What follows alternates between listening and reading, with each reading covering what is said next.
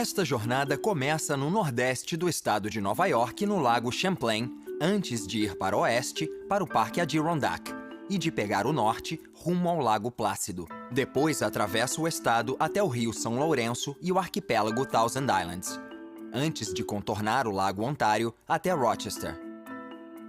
Segue-se para o oeste até o fim do Rio Niágara, antes de se dirigir a uma das maravilhas da natureza, as Cataratas do Niágara. O Lago Champlain separa Vermont e Nova York e tem aproximadamente 180 quilômetros de extensão. Na extremidade sul, no estado de Nova York, há uma península que abriga um velho forte.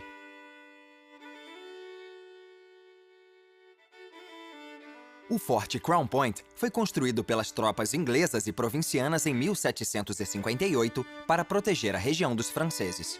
É a maior fortaleza de terra dos Estados Unidos. No mesmo local estão as ruínas de um forte francês construído 20 anos antes e que foi atacado 2 vezes pelos ingleses antes de ser destruído pelos franceses quando eles recuaram. Mas o forte mais novo e muito maior nunca foi atacado diretamente pelos franceses e só abrigou um pequeno grupo de homens. Uma década depois, não ofereceu resistência aos americanos no início da Guerra de Independência. O forte foi abandonado em 1780 e agora é um marco histórico americano.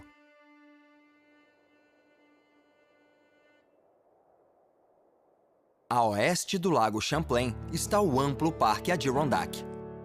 Cerca de 2.428.000 hectares são protegidos por uma Constituição Estadual de 1894, que dizia que as terras do estado, agora compradas, que constituem a reserva florestal, como determinado por lei, devem ser mantidas para sempre como mata virgem.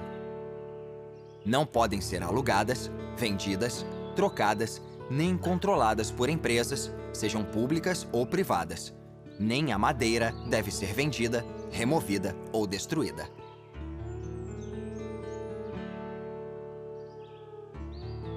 Nos anos 50 e 60, foi construída a rodovia Adirondack Northway, que atravessa o parque e compõe a Rota Interestadual 87.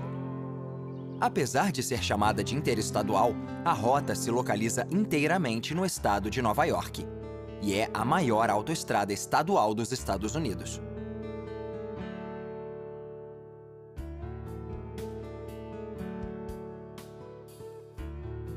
O parque contém milhares de córregos, riachos e lagos cercados por florestas nativas.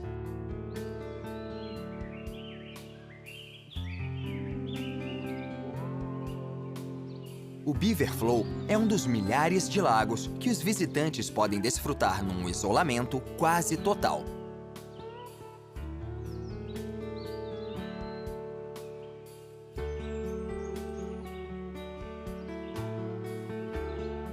A caça e a pesca são permitidas no parque, apesar de haver regras rígidas em determinadas áreas.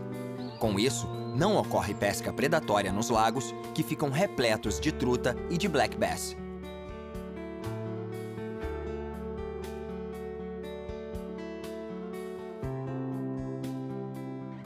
Um dos motivos do rigoroso controle ambiental no fim do século XIX era conter a indústria madeireira e a exploração de minério de ferro. Em 1940, foi fundada uma mina de dióxido de titânio na região de Tahawass. A mina fechou em 1989 e, com o passar do tempo, as marcas da mineração ficam menos visíveis, enquanto a natureza assume o controle. No entanto, a região tem certa fama por ter sido onde, durante uma caçada, Theodore Roosevelt soube que o presidente McKinley estava morrendo e que, em pouco tempo, ele poderia ser o próximo a assumir o cargo.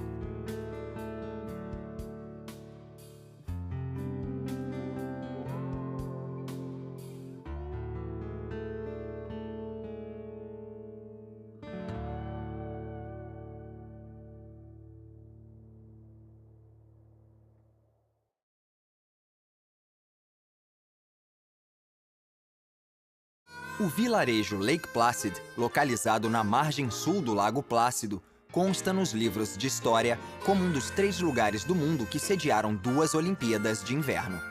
A primeira foi em 1932 e a segunda em 1980.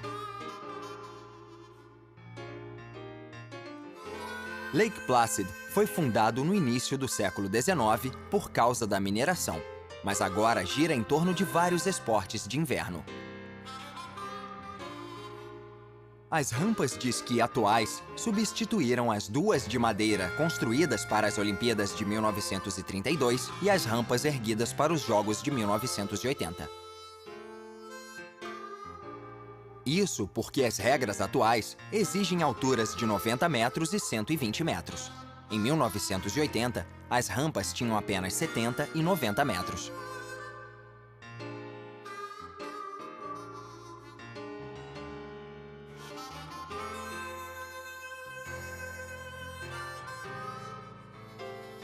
Até o antigo caldeirão da tocha olímpica de 1980 continua no mesmo lugar em que os atletas se reuniram para a cerimônia de abertura.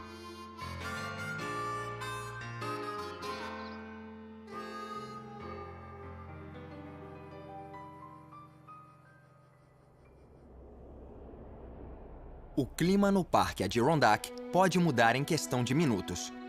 Mas mesmo que a paisagem esteja encoberta pelo nevoeiro, ainda é possível apreciar o impressionante esplendor de sua beleza.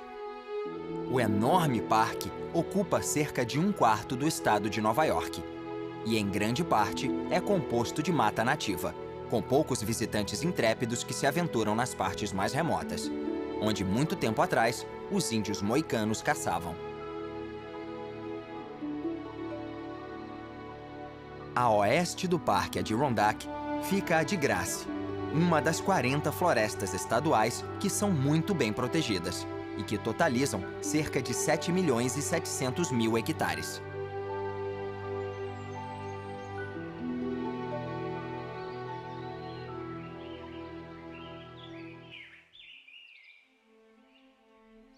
Thousand Islands é o nome de um arquipélago localizado no rio São Lourenço, na fronteira entre Estados Unidos e Canadá.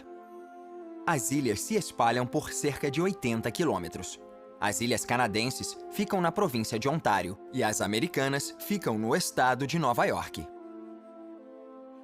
São quase 1.800 ilhas, que podem ter 100 quilômetros quadrados ou podem ser pequeninas, com apenas uma residência. Algumas não passam de rochas inabitadas que servem de lar para aves migratórias. O número de ilhas foi determinado de acordo com os seguintes critérios. Todas as ilhas devem ficar acima do nível do mar o ano inteiro. Devem ter mais de 0,1 metro quadrado e pelo menos uma árvore viva. A região atrai muitos turistas, campistas e barcos. E é chamada de capital mundial dos barcos de água doce.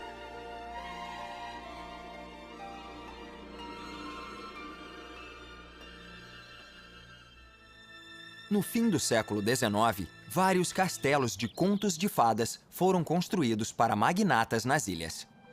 O Castelo Singer, na Ilha Dark, é um deles.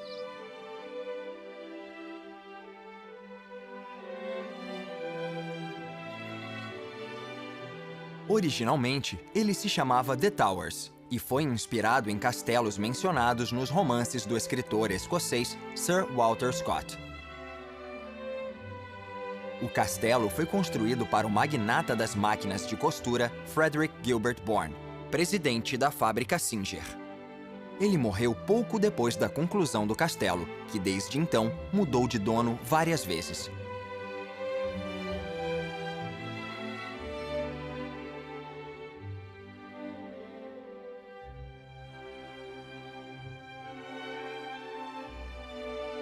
O castelo tem até calabouço, postigos e passagens subterrâneas.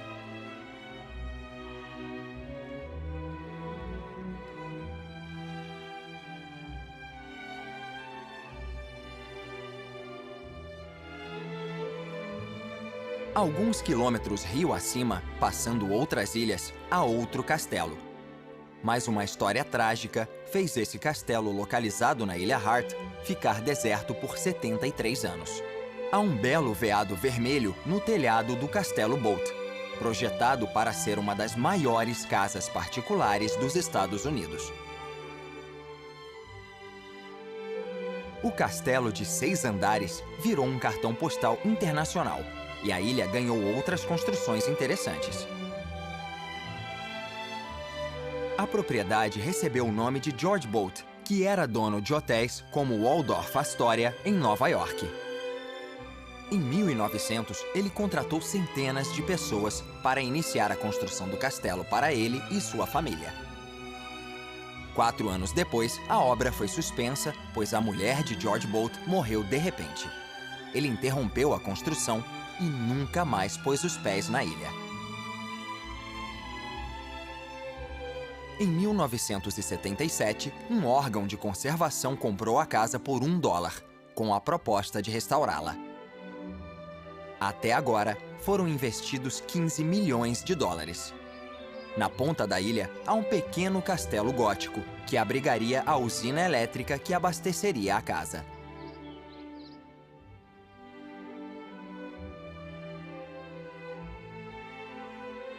Na outra extremidade da ilha está a Auster Tower, uma rústica construção decorativa. A Casa dos Iates fica numa ilha adjacente e pode abrigar vários barcos de mastro alto. Tem um design diferente e complementa as outras construções deslumbrantes da Ilha Hart.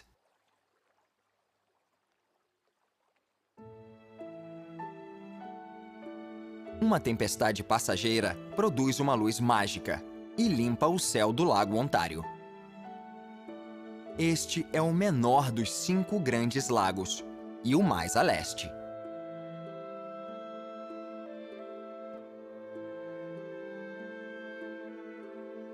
O lago é abastecido pelo rio Niágara e é escoado pelo rio São Lourenço. Ele se estende por uma área de cerca de 19.500 km², com profundidade máxima de 184 metros e 1.146 km de margem.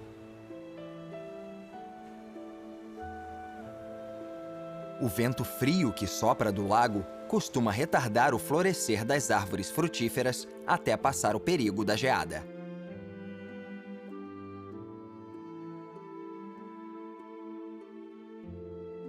Isso torna a região propícia para frutas, e pêssegos, maçãs, cerejas, peras e ameixas são cultivadas ao longo desta faixa litorânea.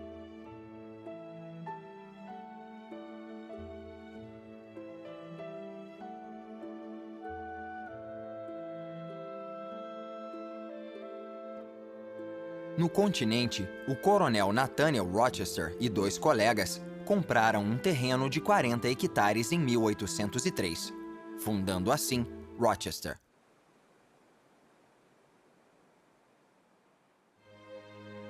Atualmente, a cidade tem a 2ª maior economia regional do estado e uma população de pouco mais de 200 mil habitantes, sendo a 3ª maior cidade depois de Nova York e Buffalo.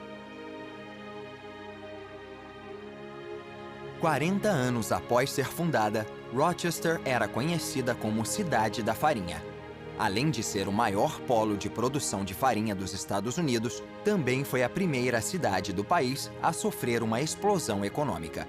Quando a indústria da farinha se mudou para o oeste em meados do século XIX, Rochester foi tomada pela indústria das flores e começou a ficar rodeada de viveiros de plantas. Rochester também é considerada o centro de imagens do mundo, pois foi aqui, em 1892, que George Eastman fundou a Kodak. Um dos primeiros slogans foi: "Aperte o botão e deixe o resto conosco". A Kodak também foi a pioneira do filme cinematográfico nos formatos 35mm e 16mm, que são usados até hoje.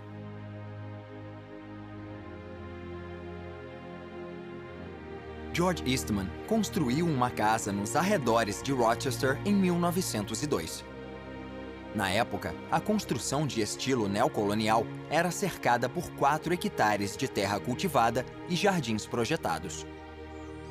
A casa também tinha um aspirador de pó central, uma rede de relógios, e uma central telefônica com 21 ramais.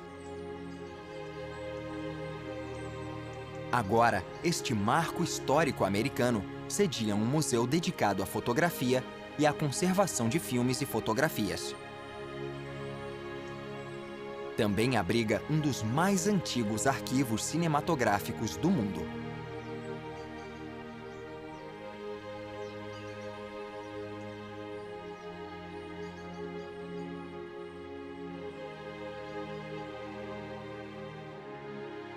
Em meados do século XIX, Rochester liderava o movimento abolicionista e tinha até um jornal dedicado à causa. Nesta casa, Susan B. Anthony, uma das primeiras defensoras dos direitos civis, fazia incansáveis campanhas pela abolição e pelos direitos das mulheres. Ela teve um papel fundamental no século XIX na luta pela introdução do sufrágio feminino nos Estados Unidos. Ela morreu em 1906, 14 anos antes da 19ª emenda ser aprovada em 1920, finalmente dando às mulheres o direito de votar. Poucos quilômetros costa acima, na entrada do rio Niágara, há um forte que foi atacado e defendido por 3 nações. O Forte Niágara. Os franceses foram os primeiros a construir uma paliçada aqui em 1678 e depois a substituíram por um forte em 1726. 30 anos depois, o forte caiu sob domínio inglês depois de um cerco de 19 dias, chamado de Batalha do Forte Niágara. Durante a Guerra de Independência, o forte continuou nas mãos dos lealistas, mas foi cedido à nova nação americana depois da guerra. Contudo, na Guerra de 1812, os ingleses tomaram o forte de novo e o devolveram outra vez quando a guerra acabou. O forte continua sob domínio americano desde então. Muito do que vemos hoje foi construído no pós-guerra de secessão, em meados do século XIX. O novo baluarte de terra era mais resistente a balas de canhão do que as muralhas de alvenaria. Só em 1963, as Forças Armadas Americanas desativaram o forte, apesar de a Guarda Costeira ainda usar uma parte da propriedade, fazendo do Forte Niágara uma das bases militares que estão há mais tempo em atividade nos Estados Unidos. Os ingleses foram derrotados na Guerra de Independência e se retiraram, mas não foram para muito longe. Na verdade, foram para outra margem do rio, onde construíram o Forte George. O forte virou o quartel-general do exército inglês e da milícia local, e durante a Guerra de 1812 foi tomado pelos americanos na Batalha do Forte George. Contudo, foi tomado de novo 8 meses depois. Permaneceu sob domínio canadense desde então e só deixou de ter presença militar em 1965. Os 2 fortes agora são patrimônios históricos nacionais.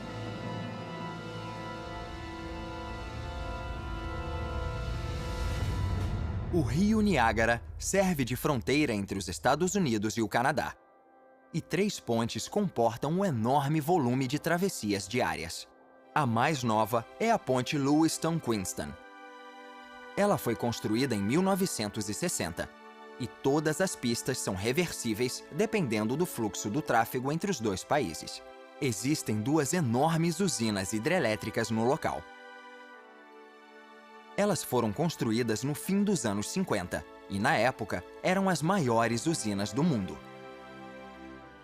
O fluxo de água é controlado durante a alta temporada por um tratado entre Estados Unidos e Canadá para não diminuir o impressionante volume d'água das cataratas. 10.000 anos atrás, as cataratas ficavam aqui, mas a erosão as deslocou por cerca de 11 quilômetros. A erosão também produziu Niagara Whirlpool, onde o rio faz um giro de 90 graus. O fluxo e a velocidade da água escavaram um fosso de 37 metros de profundidade. O bondinho oferece uma vista deslumbrante do Whirlpool. Por incrível que pareça, o bondinho foi construído há quase 200 anos por engenheiros espanhóis em 1816. Existem 2 cidades chamadas Niagara Falls. uma de frente para a outra, voltadas para as cataratas. Uma fica nos Estados Unidos e a outra no Canadá. As duas ganharam importância no fim do século XIX por causa do turismo e da indústria, que usavam o gigantesco volume de energia gerado pelo rio. Milhares de turistas vêm conhecer as cataratas e muitos hotéis e restaurantes foram construídos para tirar proveito da paisagem. Talvez a melhor vista seja da Skylon Tower. Construída nos anos 60, a torre tem 160 metros de altura e oferece vistas deslumbrantes, especialmente das cataratas americanas. As cataratas do Niágara são divididas em dois grandes segmentos separados pela Ilha Goat. As cataratas Horseshoe, que estão mais do lado canadense, e as cataratas americanas e a pequena Bridal Veil no lado americano. As cataratas americanas só recebem cerca de 10% do fluxo do rio Niágara. O resto da água cai pelas cataratas Horseshoe. As cataratas têm pouco menos de 60 metros de altura, e o comprimento da crista relativamente reta gira em torno de 270 metros. Em 1969, o Corpo de Engenheiros do Exército dos Estados Unidos bloqueou o fluxo d'água por 6 meses para tentar impedir a erosão, removendo o acúmulo de fragmentos de pedra na base das cataratas. Ficou decidido que era melhor não mexer e deixar a natureza seguir seu curso inevitável.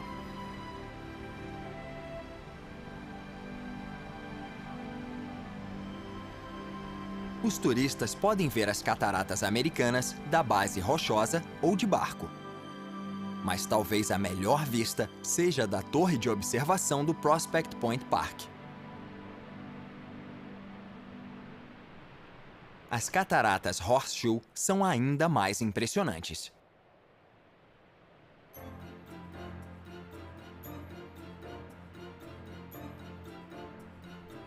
As cataratas Horseshoe têm dados incríveis. Sua curva tem mais de 600 metros de extensão. No centro, a água tem 3 metros de profundidade e passa pela crista a 30 km por hora. A altura da queda gira em torno de 55 metros e a profundidade da água na base da catarata é quase a mesma, 58 metros. A névoa, que parece fumaça, costuma atrapalhar a visibilidade. Se não fosse a intervenção humana com a construção de canais subterrâneos para controlar a corrente para as usinas hidrelétricas, a quantidade de névoa gerada pelo fluxo máximo praticamente impossibilitaria a visão das cataratas. Em 1829, Sam Patch pulou de uma torre numa garganta na base das cataratas e sobreviveu. Ele iniciou uma longa tradição de pessoas que ousaram descer as cataratas. Uma mulher de 63 anos chamada Annie Edson Taylor foi a primeira pessoa a descer as cataratas num barril em 1901. Ela sobreviveu. Por pouco. Desde então, houve várias tentativas, algumas bem-sucedidas e outras fatais. Agora, quem tentar e sobreviver será preso e receberá uma bela multa. Em 1960, os turistas viram, horrorizados, um menino de 7 anos chamado Roger Woodward cair das cataratas com apenas um colete salva-vidas. Ele estava brincando no rio com a irmã, que foi resgatada a apenas 6 metros da queda. O menino sobreviveu e o suplício ficou conhecido como o Milagre do Niágara.